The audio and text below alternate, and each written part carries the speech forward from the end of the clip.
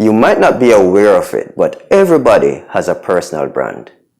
And your brand is so powerful that it walks ahead of you. And when you leave, it stays behind you. It's called reputation. It either opens doors for you or slams them in your face. It either makes people welcome you or make them want to avoid you. In this video, I'll show you 5 easy ways to use your personal brand for success.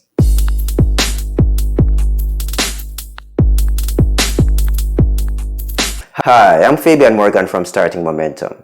If you're new to my channel, welcome. Please like, subscribe, and hit the bell so that I can notify you when I publish weekly videos. Step 1. Become aware of your personal brand. Because it's important to know what's going well for you and what's not going well. What's working and what's not working. So you need to find out what your strengths are and also what your weaknesses are. Here's why. Because you don't want the weakness of your character to damage the strength of your brand. We all know celebrities who are so talented that they won a place in our hearts. But somewhere along the line, the weakness of their character brought them down. Does this brand sound familiar? America's favorite dad. You're right, Bill Cosby. Bill Cosby was funny, he was influential, he was authentic. He made us all laugh and he connected with us in such a way that I often wonder what it would be like to be in a family like that on TV. But what a shame to have spent so many years building up a powerful brand only to turn around and smash it to pieces yourself because you didn't deal with the weaknesses that were in your character. One of the most effective ways to find out more about how people see you, how you appear, is to ask the people around you, your family, your friends, your colleagues at work. I've done it and it's uncomfortable, really uncomfortable.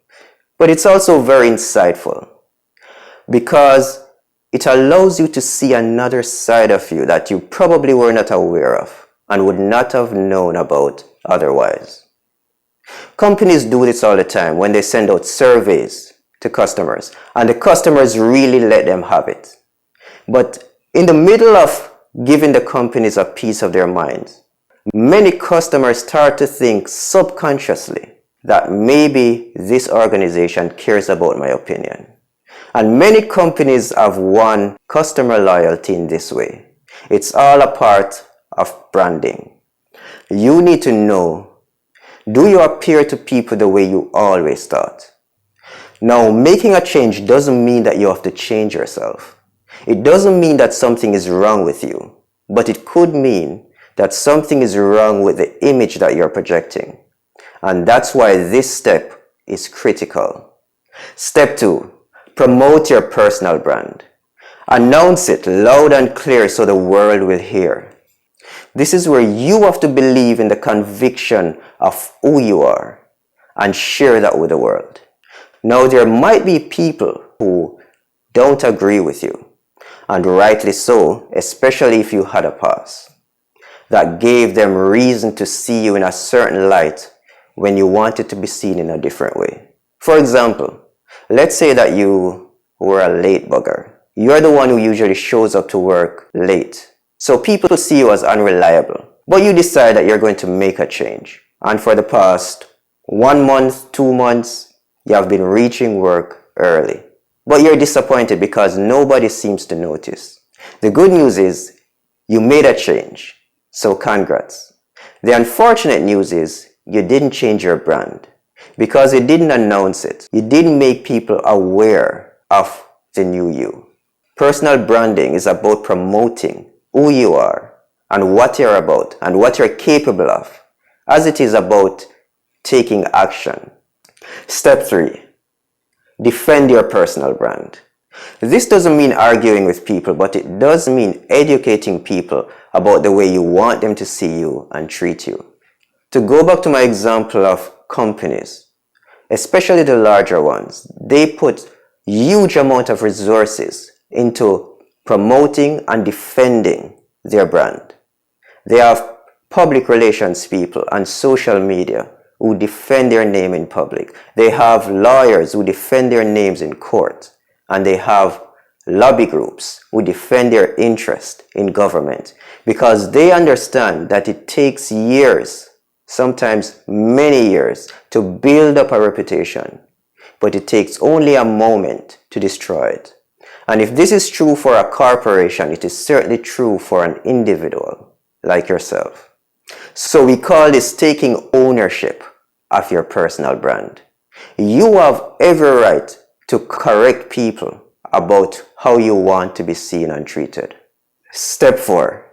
Above all else, make sure that your personal brand is your true self. Personal brand begins inside, not outside. And when there's a discrepancy between who you see yourself as and how you want people to see you, it causes frustration. So my question to you is, who are you? I'm not talking about your label. Society has successfully labeled people, and we have willingly accepted the label. Do you know who you are? Again, I'm not talking about your job title or your profession or your responsibility as a parent or an employee or even your accomplishments. If everything is taken away from you and you're left with yourself, who are you? Your brand is only as strong as how you see yourself, how you project yourself, how you feel about yourself, how you appreciate yourself. One of the most tragic stories that come to mind is Michael Jackson. He was the greatest entertainer. He was talented, he was influential, people loved him, and he loved people. But he couldn't bring himself to love himself. He changed his hair, he changed his face, he changed his skin. He changed so many things on the outside, but he just could not change his unhappiness with himself. Make sure that whatever image you're projecting is one that reflects your real self and not one that projects the person that you think other people want you to be. Step 5. Build your personal brand by building trust. How do you build trust? You build trust by being consistent. Whatever you want people to know you for, make sure that reliability is a part of it. Nothing, absolutely nothing, beats reliability. And nothing can damage trust more than being unreliable. There was a time when you make a promise, you had to think about it carefully before you tell the other person that you were going to do something. Because people were in the habit of keeping their word back then. But these days, people make promises all the time and they think nothing of it. But for every promise that you break, 1, it hurts the other person, and 2, you lose trust with the other person. As a liar, as a person who is not dependable. Consistency builds brand. And this is important because people like to label people, as we spoke about earlier. So we are always looking for a category to place other people in. For example, let's say that John is the life of the party. If you are throwing a party, John has to be there. But if you have a problem, John is the last person you'll call. You might call Lisa because John is fun to be around, but he's not dependable. Lisa, she's fun too, but not nearly as much as John. But guess what?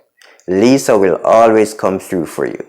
If you ask Lisa to do something, she'll do it. Once she says yes, it's going to get done. But if you ask John to do something, he'll say yes. But you have to go at him. Keep talking to him. Keep speaking to him. Keep reminding him. And in the end, it sometimes doesn't get done. So for you, make sure that you're consistent in everything that you do. Thank you so much for watching. Remember, I publish videos every week, and I want you to be the first to get my videos. So like, subscribe, and share. See you at the next video.